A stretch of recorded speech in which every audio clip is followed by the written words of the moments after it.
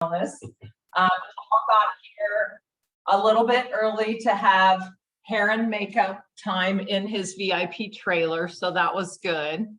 And if you see me jumping up, it's only to make sure the technology is cooperating here. So welcome to the new version of business development, 9 a.m. twice a month on Thursdays. And some of your title affiliates met to see how we could provide more value, bring more content. So one of the ideas was to share some panels. You know, what are your colleagues and coworkers doing to get business? And so I have invited here today Paul Baker, Kim Earnhardt, and Alex Gonzalez to share some information.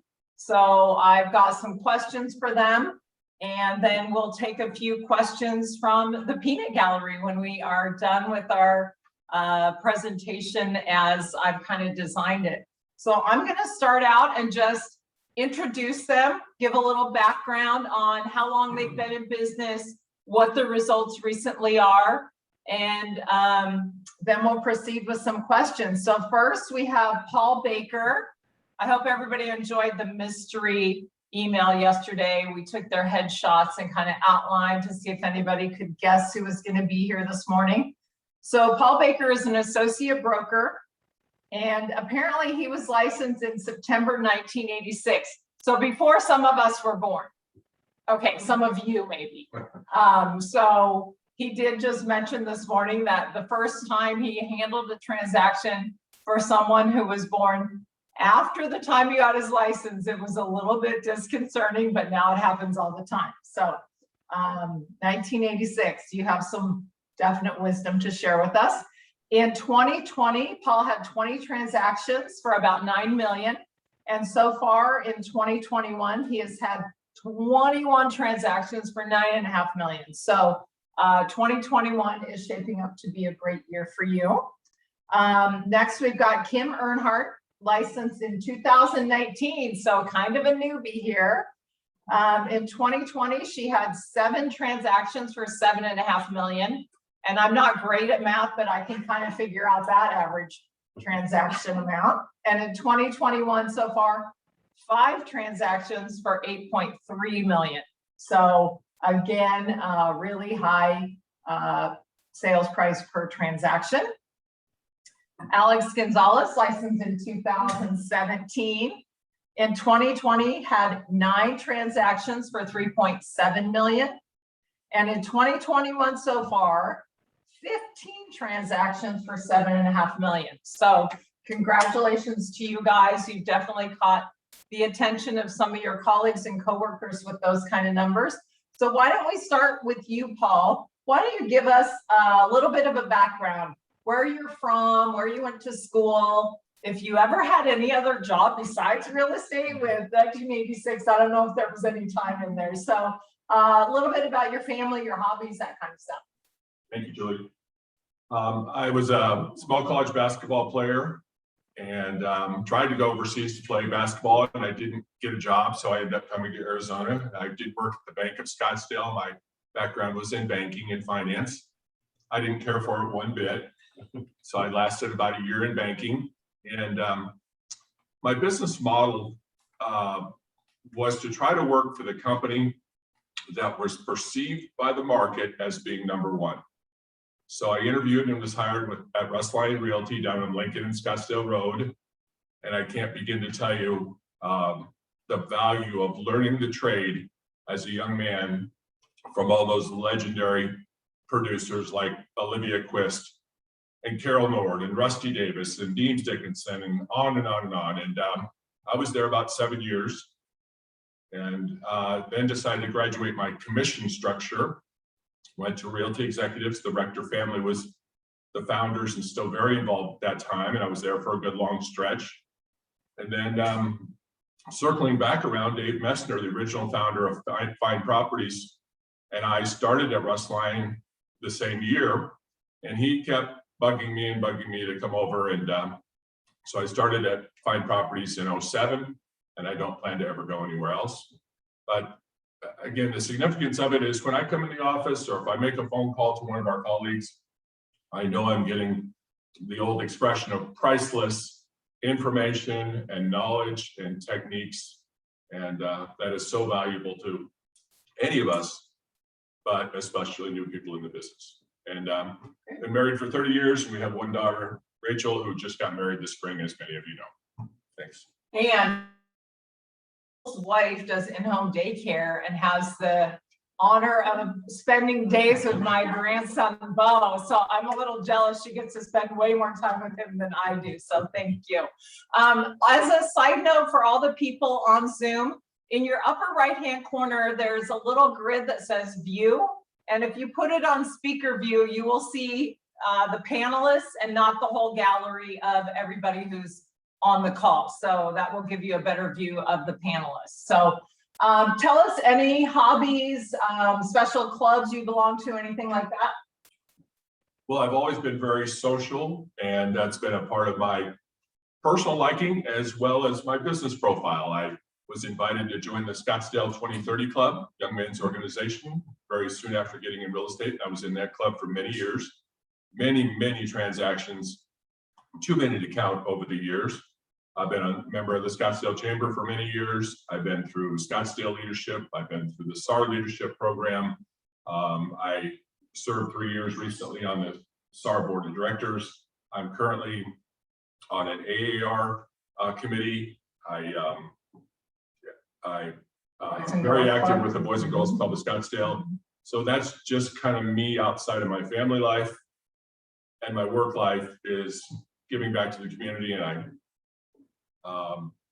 it's fantastic for business. I can say that there are several families or clients that I've done double-digit deals with over the years, and that just doesn't happen instantly. But that's the longevity in the business, is you hope you have repeat clients for your entire career, and I've been fortunate in that case. Fantastic. Yes, I have worked with Paul for many years and see his involvement in our industry and in our community. So definitely take a note of that. Okay, Kim, if you can share with us your background, what you did before getting into real estate recently, a little bit about your family, your activities, all that good stuff. My background was also in banking. I started at Wells Fargo Bank, and then I moved to the mortgage department. So I was a lender for 12 years in the mortgage business. Then I stayed home with my kids for 10 years. And then I was thinking about what I was going to do. And I had referred, my parents were looking to move, and they said, who should we call for a real estate agent? And I hadn't been asked that in a long time. And I was like, call Dell, because I had worked with Dell back when I was a lender. And so my parents called Dell, and obviously I was involved in that process. And so I started talking to Dell all the time again. And then he was like, why'd you leave the business? Why don't you come back and, get into real estate and work for RE/MAX? So it took one weekend that he was like really heavy pressuring me. And I thought about it for the weekend and called him Monday morning and said, I'm in. So that's how I got in the business. Family. Oh, family. Activities. I have 2 kids. I'm divorced. I have 2 kids. They're now 17 as of this past weekend and 14. I'm super involved in their activities and their school. When they were smaller, my kids went to the JCC preschool, and I was PTG president. Then they were at a very small K-8 school, Part S. I'm still on the board there. My son's in competitive soccer. I'm on the soccer team, the team manager, and very involved in his soccer and in my daughter's dance. So I do a lot with my kids and with the community, and I'm still on several of the JCC, Jewish Community Center boards and that kind of thing. So pretty involved in that. So that's my background. Perfect. Thank you so much for sharing. And Alex, how about you? What did you do before real estate? A little bit about your family situation, where you're from, any activities or clubs? Sure. And thank you. Appreciate the invite here today. So funny enough, my background is also in banking. That's really funny. No to the wise. Yeah. Start in banking. So I started in banking. I got a teller job at 16, and I did that for about 5 years. I did that while I was going to school. I went to Arizona State University online. I studied business and data analytics. And when I was getting ready to graduate, like every other kid, I felt like I was worth $1 million, and I wanted a different, higher paying job. So I started putting some feelers out there, and Banking, I think you both can attest to this, banking is very interesting and unique in the way that you get to see all different kind of walks of life and how they manage their finances and how successful they are at it. And it really taught me a lot about what different industries I might be interested in.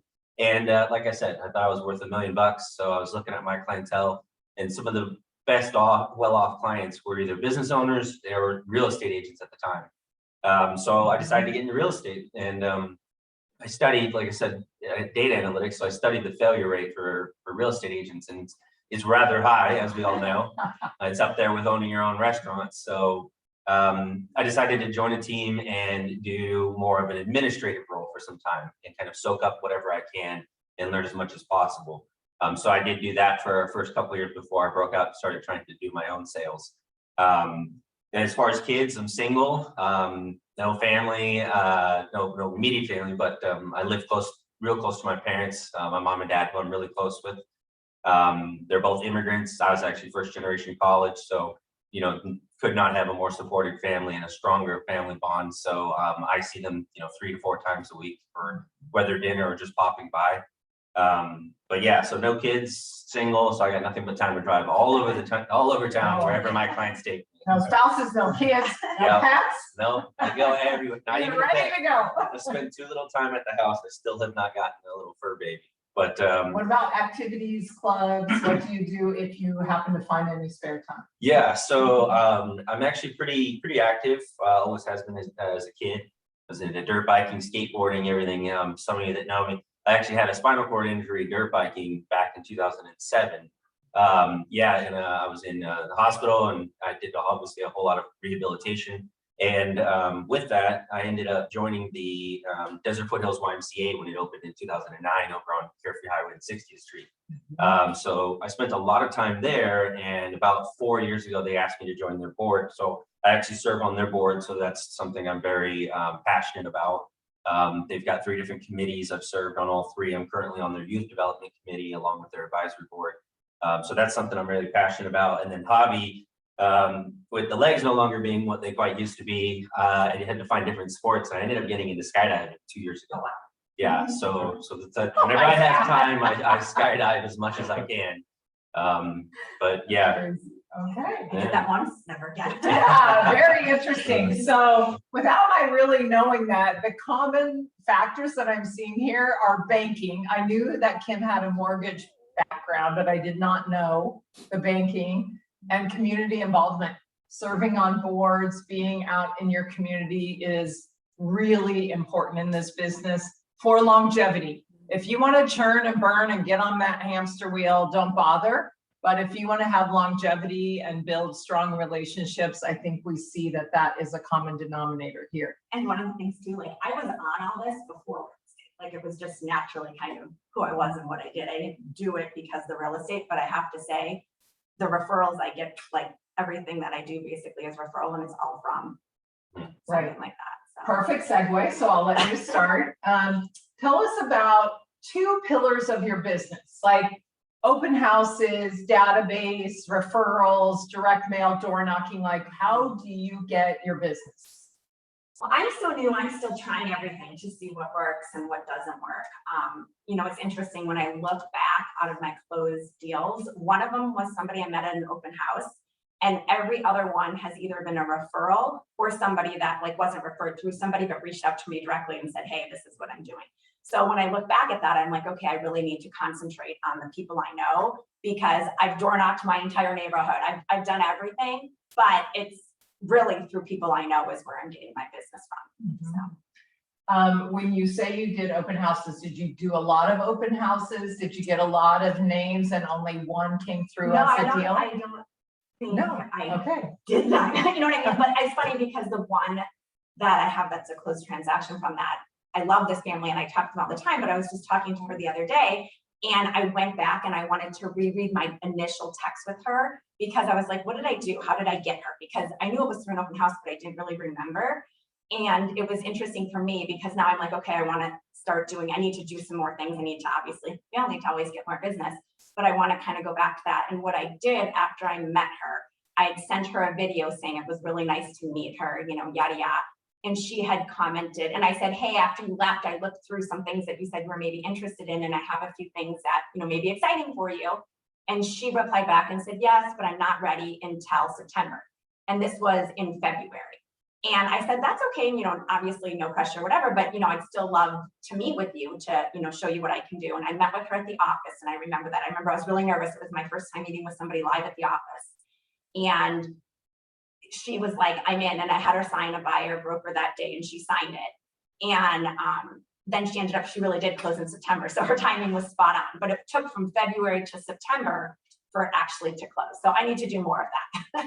Note to self in my own business, I need to start doing open houses, because for me personally, I think I do best in real life. Like, I don't think calling on the phone is my forte. I think I'm very much relationship based, even in my real life, like relationships, I think are what I have every friend from elementary school. I have every friend from summer camp. I have every friend from whatever. And I know it's because I'm just relationship driven in life. So I think. So I'd like to point out that it wasn't necessarily just the open house. It was the secret sauce called follow-up from the open house that hooked that one client, what you did, how you stayed in touch, how you didn't let her go because her timing was different than what she thought it needed to be. So I think that follow-up is definitely key. And we'll touch again on relationships in the way that you do keep in touch, because she just got a call from somebody she went to camp with when she was 17. So 17, oh, it's probably like 12 to 17. So, okay, Alex, tell us a couple pillars from your business, what you do, how you generate your business, and what your secret sauce is. Sure. So I recently signed up with a coach. So him and I've been doing a little bit more analyzing. And again, my background was in business and data analytics. So I'm a very, very heavy analytical person. But still, there's sometimes, you're able to have somebody else show you a different place to look at the numbers, places might be overlooking. So one of the things we were talking about is, a simple term that people talk about all the time is, where's your business coming from? Did you drive it, or did it come to you? So I've always been a big believer in 4 pillars, having a minimum of 4 pillars of where your business is going to come from. A good example I use is that I know I met a couple agents prior to COVID that were leaning heavily on open houses, which I do think are something you should incorporate. But if it's all coming from open houses, what did you do when COVID came around and your pillar was essentially completely destroyed? Right. So having those pillars, but for me, what I would say is the 2 top ones is my database. So for me, I don't have it broken up as much as I know I should into past clients, spheres, some of my, the section of people that refer me the most. I don't have it broken up. They just all go into that CRM, and I carry that CRM whatever program I use next.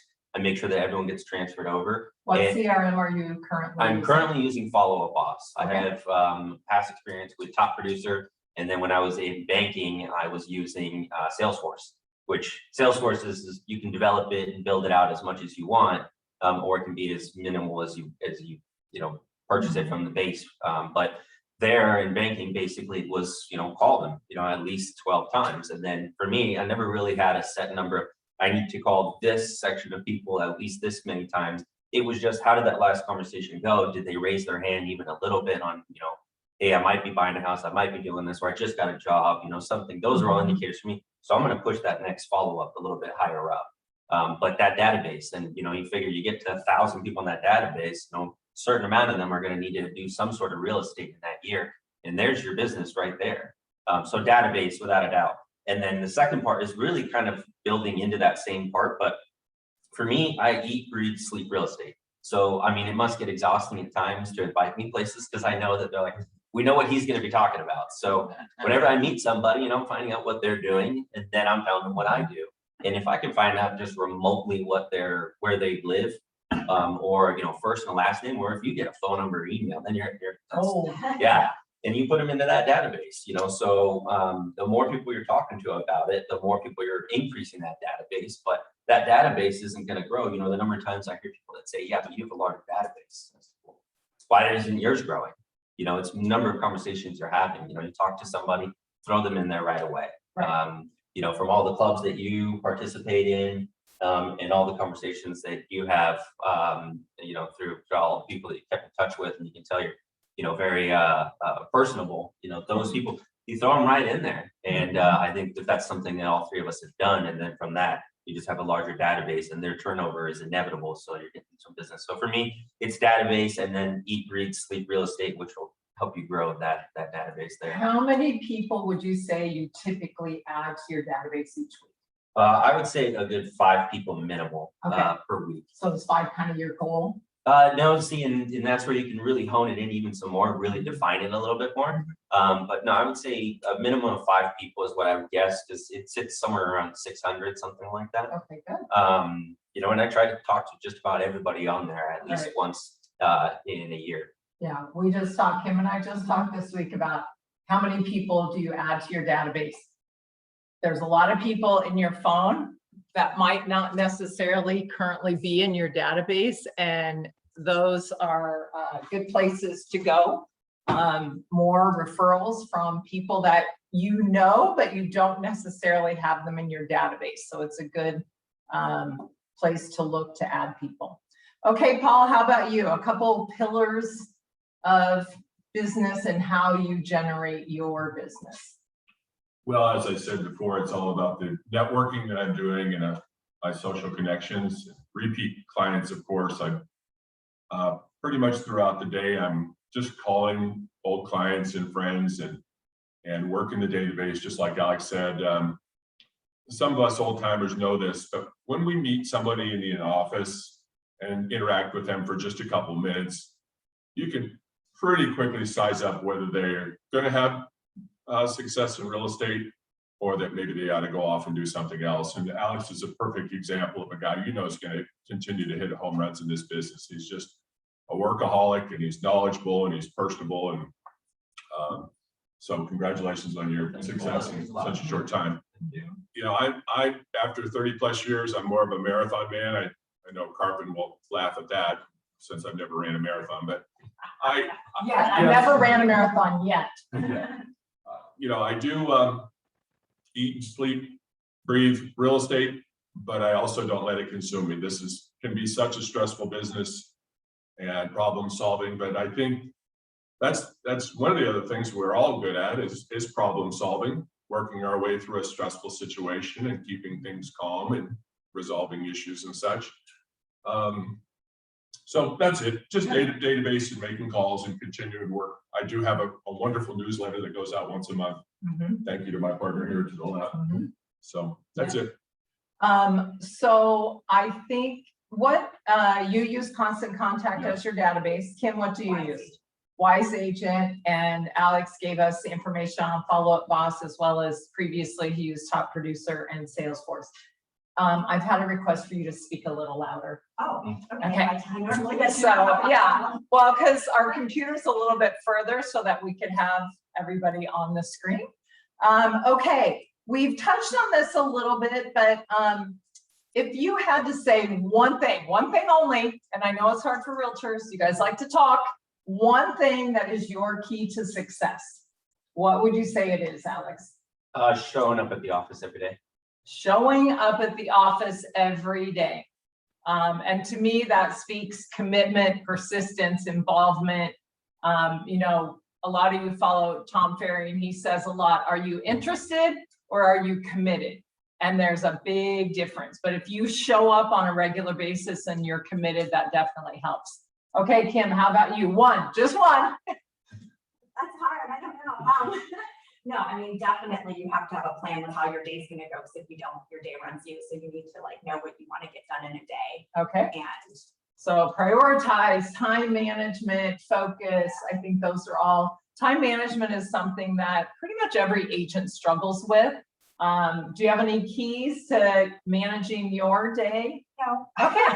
I'm still figuring it Just out. thought I would ask, yeah. Okay. But I do think about I think, when one day ends, what has to happen tomorrow, and I start with that instead of going till the end of the day. Right, and if it's not in your schedule, Yeah. just assume it's not going to happen. So make a schedule, put it in your schedule if it's important. And Paul, one of your key to success, one. Well, I like to think that I win most of my battles. Okay. Okay.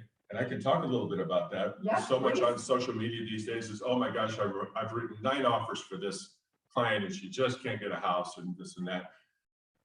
I rarely get past the first, maybe second miss before my clients have been getting offers in this last 3 or 4 years of this market. Right. And I think it's all about communication with the other agent. If I'm representing a buyer and we've seen this house and I know it's going to be on my client's radar, I am immediately relationship building with that realtor. Right. I want them to know that I'm a professional, that I'm going to communicate, I'm going to be transparent, I'm going to be ethical, honest. I won't go too deep on that first conversation, but that second one just picks right up. I'll tell you a scenario. So as a listing agent, let's say in the first week, we've got 5 offers on your property. They're all great offers, full price, waiving the appraisal, et cetera, et cetera. So you go through the offers and the terms with your client. And what's the first question? Well, Paul, what would you do? Which would you pick? Okay, so I'm spinning that around.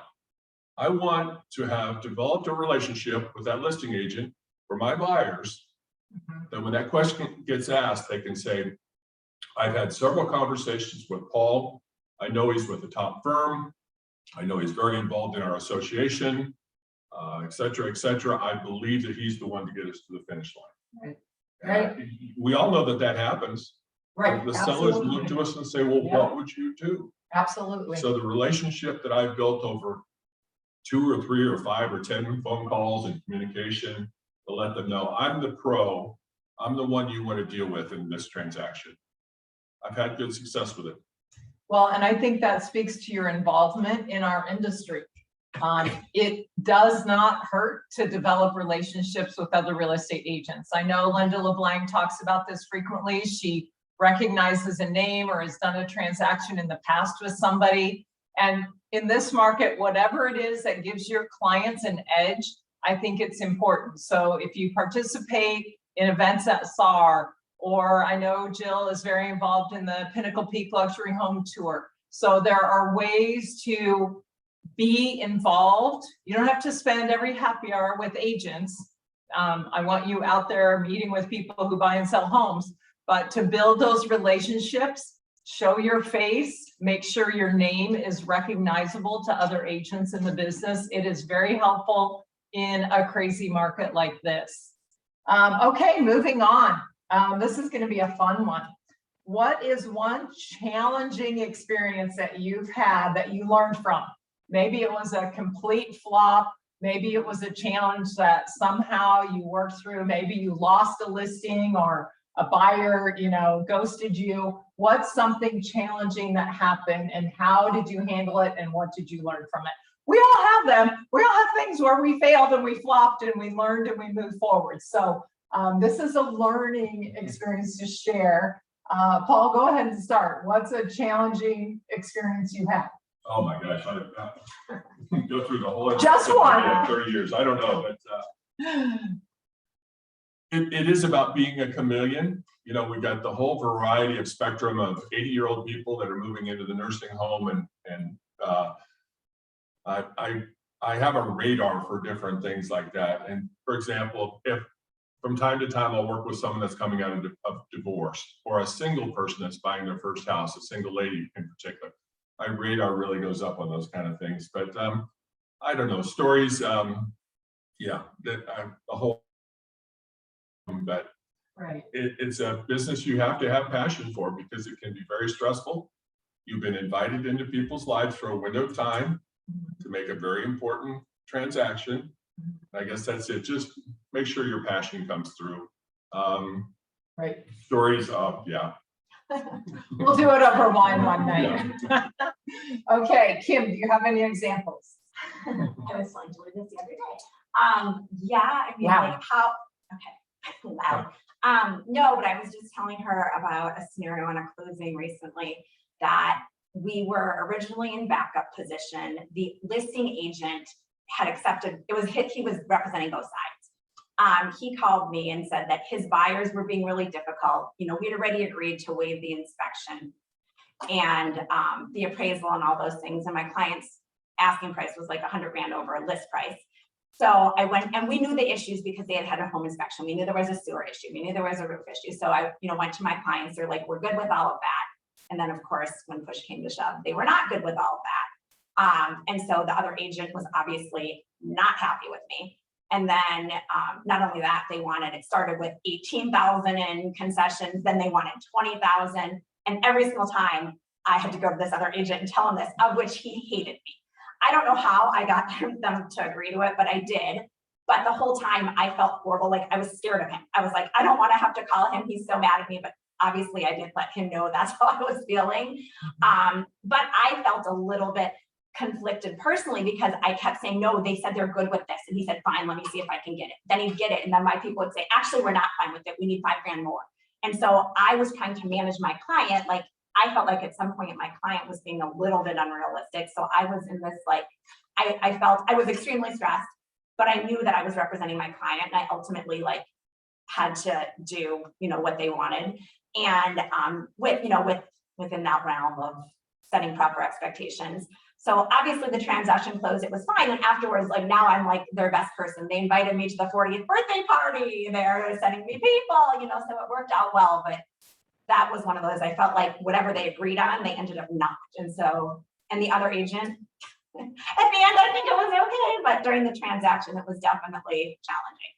Okay, good. Well, it sounds like the end result And I don't know, was good. yeah, it was one of those, I'm like, what did I learn from it? I like hope that like, you're there for your client because ultimately, yes, you want to like build relationships with the other agent. And I think he was fine with me at the end, and I kept trying to say like, it's not me telling you this, I'm just, but that was definitely, one of those things that was challenging for me. And we all have those clients that challenge us and push us. And the interesting part is they won in the end too.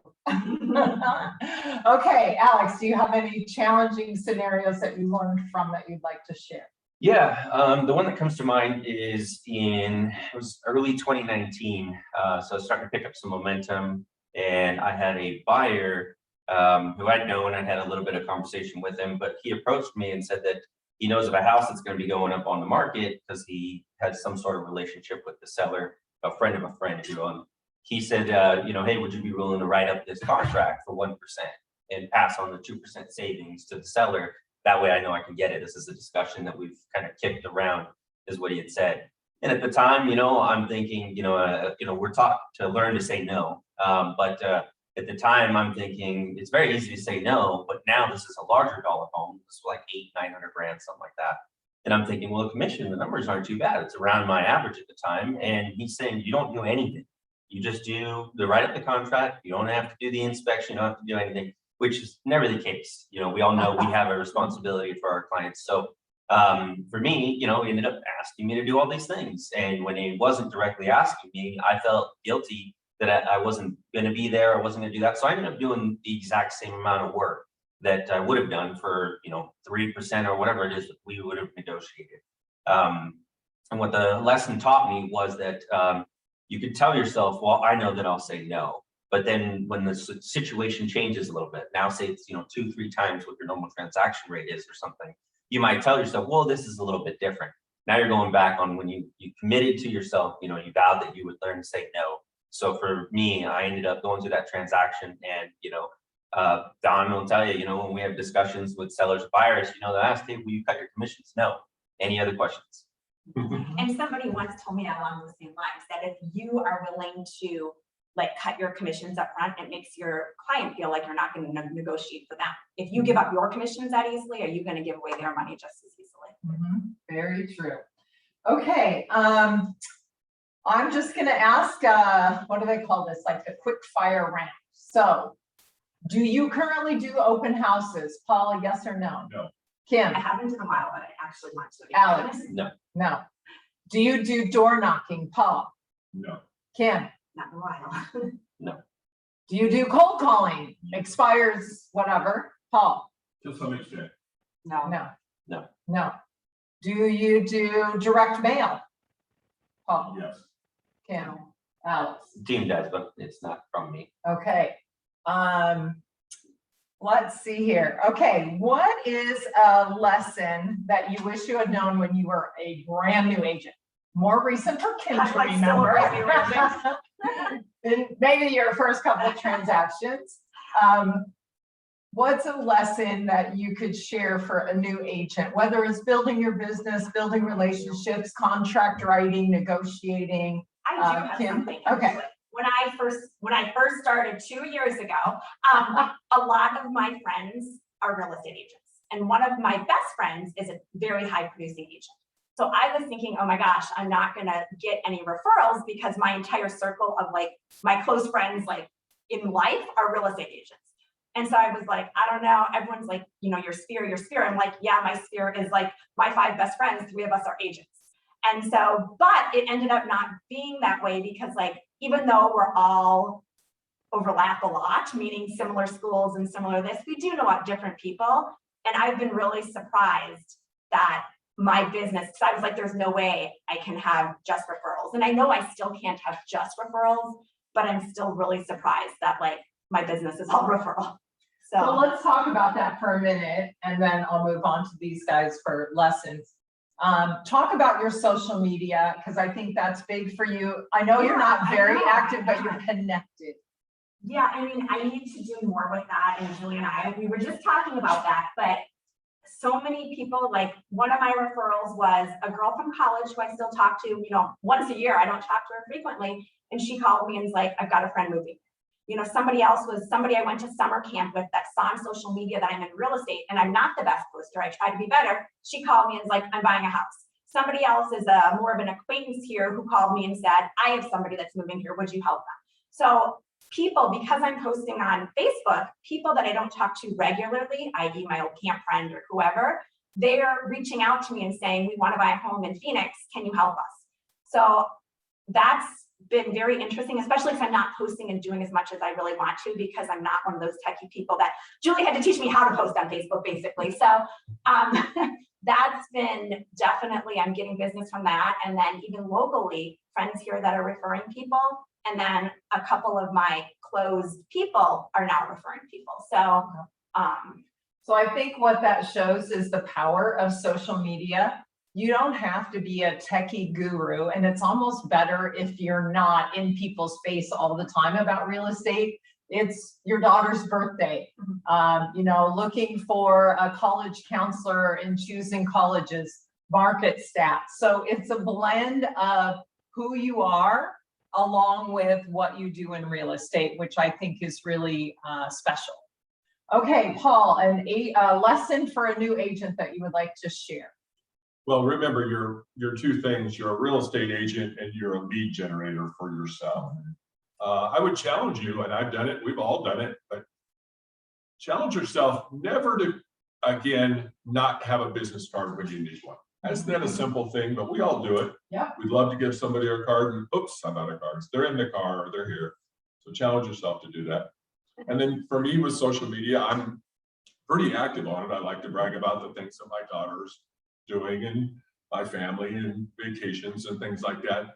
So I'm real limited with the posts I put about real estate, but when I do post something like I did last week, it has a lot of impact. Like I was fortunate to be on our company's top 10 last month. That was very satisfying, and I posted it, and then the likes and the thank yous and the comments came flooding in. So I know that I made a big impact to people that I may not have talked to for a year or 2 years or 3 years with that one limited post. They know, hey, Paul's out there doing pretty good work in real estate. Right, and I challenge you, Paul, for all the non-real estate people that commented on that, call them. Yeah. Call them. That's what you do, is you use that as a launching board. And just as a side note, I know that Remax Fine Properties now provides all of you with the Altos report. It is magnificent. So if you don't know how to post that, if you don't know how to share that, let me know, because I've been using it for about 5 years now. So Remax is generous enough to provide that to all of you. It's a great thing to share. So definitely do that. Okay, Alex, how about you? Any lessons or shared tips for newer agents? Show up to the office every day. Literally, I mean, I've heard that somewhere before. yeah, I cannot express it enough. I mean, I guess I would say get yourself a mentor. You know, you just iron sharpens iron. So, learning about whether you should do open houses, learn about whether you should do, mailers or door knocking or cancels, fizzles, all those questions will be answered for you if you go to the office. Mhm. If you rub elbows with people who are doing it. I mean, we're already in a great brokerage. You've got tons of people that have a wealth of knowledge that come in daily, and you're just bound to have that rub off on you. Mhm. If you don't have office space, we have those areas where you can sit down. Believe me, you will see people come and go, and you will see how hard they're working, and it will just motivate you. And you simply have a conversation with anybody who is willing to talk to you for 5 minutes. And I promise you, you will learn something just about every single day. Great. Greg, I have not checked the chat. Are there any questions in the chat, or does anybody have a question or two for Bagels with a Broker? Who would like to share what that means? Sandy? Well, Sandy's changing the name from Camp Advantage. He's thinking about Bagels with a Broker. So Hey, guys. he threw that in there about Camp Advantage every Wednesday. So it Okay, doesn't Camp really look like there's. Wednesdays at If you're 9. finding, if you're finding this program amazing, come to Wednesday's class because it's just as amazing. We just take a different twist. So I'll just take that 30-second plug. For those that do show up at Camp Advantage, we talk about the same thing that are pertinent. I'm going to take 30 seconds and I'm going to shut up. I can almost guarantee that every one of you in this room didn't learn anything new from what our panelists have told us this morning. And I don't mean that it wasn't great, but you didn't learn anything new. Here's the question. Why aren't you doing it? That's it. Alex and I can't see who's there, Paul and Kim, I'm sorry. You guys didn't say anything. There's no secret sauce. That's the thing. There's no, you've each found what works for you and you've excelled at it because you've done it. You guys in the class today, you didn't learn anything that you haven't heard before in your career. The question you would need to ask yourself is, why aren't I doing it? That's it. Done. Okay, any questions? Tara, do you have a question? No, isn't that perfect?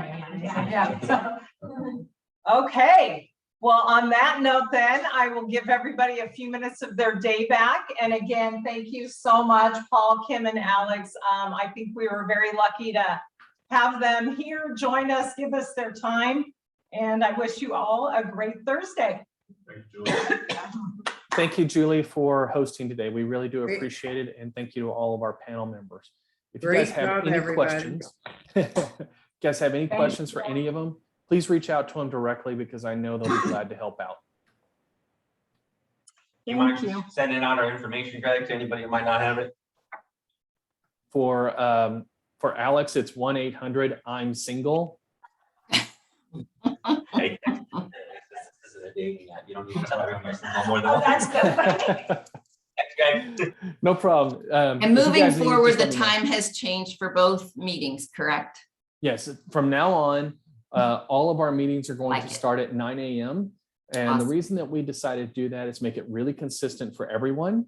And it's a little bit earlier in the morning, so you can take what you've learned from our meetings and put that into practice right away and go out there and start doing the business. Sharon, I'm going to call you real quick.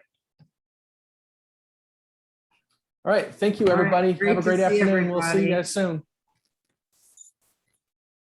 Bye all. Great job.